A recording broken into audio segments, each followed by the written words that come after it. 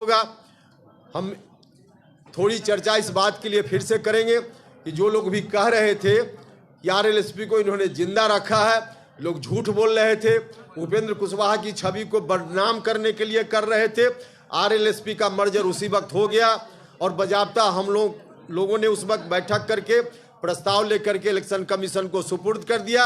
इसलिए आरएलएसपी नहीं है, हम तो सब छोड़ कर आए थे। हम नहीं जानते थे कि एक दिन ऐसा आवेगा कि इस विरासत को संभालने के लिए फिर से हमको कमान संभालने की जवाबदेही हमारे साथी मेरे ऊपर देंगे। लेकिन वह दिन आ गया तो फिर से नई पार्टी बनाने का काम हमको करना है और नई पार्टी जो बनाने का निर्णय हमारे साथियों ने लिया है, जिसका राष्ट्रीय अध्यक्ष बनने की जवाबदेही भी मेरे ऊपर सौंपी है, उस पार्टी का नाम है राष्ट्रीय लोक जनता दल।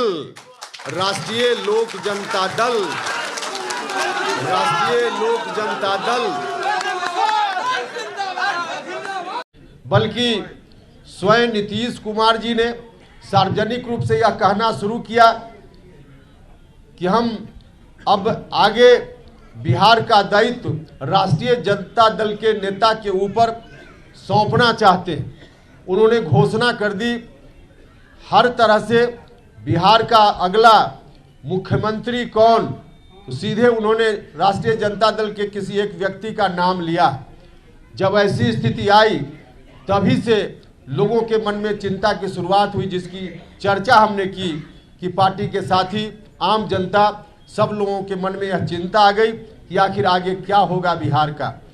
अब हमारे सामने रास्ता था कि जननायक कर्पूरी ठाकुर जी की विरासत को हम चुपचाप बैठकर उन्हीं हाथों में जाते हुए मुखदर्शक बनकर देखते रहते जिन हाथों ने बिहार को मचोड़ दिया, मरोड़ दिया, या फिर हम सब लोग बैठकर कोई नया रास्ता लेते। यह हम सब लोगों के मन में चिंता थी। हमारे साथियों ने इस चिंता से अवगत कराया तो हम लोगों को भी लगा कि चाहे जिस तरह की परिस्थिति का सामना करना पड़े, अगर हम राजनीति में हैं, हम अपना राजनीतिक धर्म और कर्तव्य समझते हैं, तो फिर से हम लोगों को उठ खड़ा होना चाहिए और किसी भी हालत में जननायक कर्पूरी ठाकुर जी की विरासत को उन हाथों में नहीं जाने देना चाहिए जिन हाथों ने बिहार को मचोड़ने का काम किया, बिहार को मरोड़ने का काम किया। अब 2005 के बाद जननायक कर्पूरी ठाकुर जी की वही विरासत नीतीश जी के जिम्मे आ गई। नीतीश जी ने उस विरासत को आगे बढ़ाने का काम अपने शासन काल के दौरान बहुत ही अच्छे तरीके से किया। इस बात के लिए मैं नीतीश कुमार जी का हृदय से धन्यवाद भी करता हूं। बिहार को उस खौफनाक मंजर से बाहर लगाने में उन्होंने पूरी ताकत लगा दी। बिहार बाहर आया, हर तरह से लोगों के बीच अमन, चैन, शांति कायम हुई, बिहार डेवलपमेंट की ओर बढ़ चला। तो बहुत ही अच्छा काम मुख्यमंत्री जी ने किया। लेकिन जो कहा जाता है कि अंत भला तो सब भला, और अंत में अगर भला नहीं तो कुछ नहीं भला, तो बहुत ही अच्छा नीतीश कुमार जी ने किया। लेकिन बाद में अंत में आकर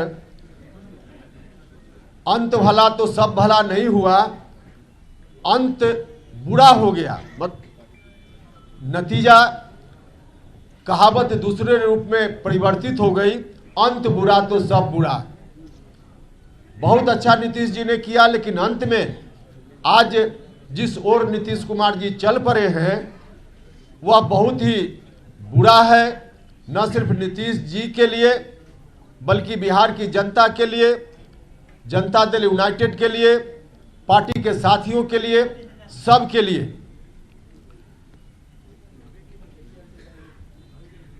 2020 में विधानसभा का जो चुनाव हुआ था, उस वक्त हम उनके साथ फिर से चुनाव के बाद उनके साथ आ गए, क्योंकि उस वक्त बिहार की जनता का जो आदेश मिला था नीतीश कुमार जी को और मुझको,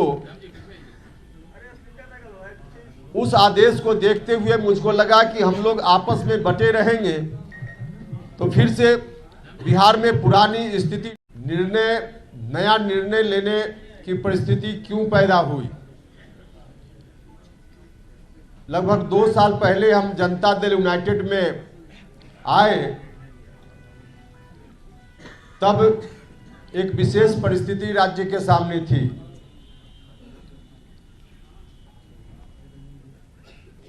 नीतीश कुमार जी के ऊपर जिस विरासत को संभालने की जवाबदेही बिहार की जनता ने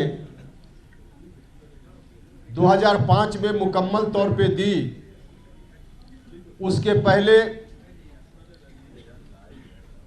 जननायक कर्पूरी ठाकुर जी के निधन के बाद जननायक की वह विरासत, उसको संभालने की जवाबदेही बिहार के लोगों ने श्रीमान लालू प्रसाद यादव जी के ऊपर दी थी।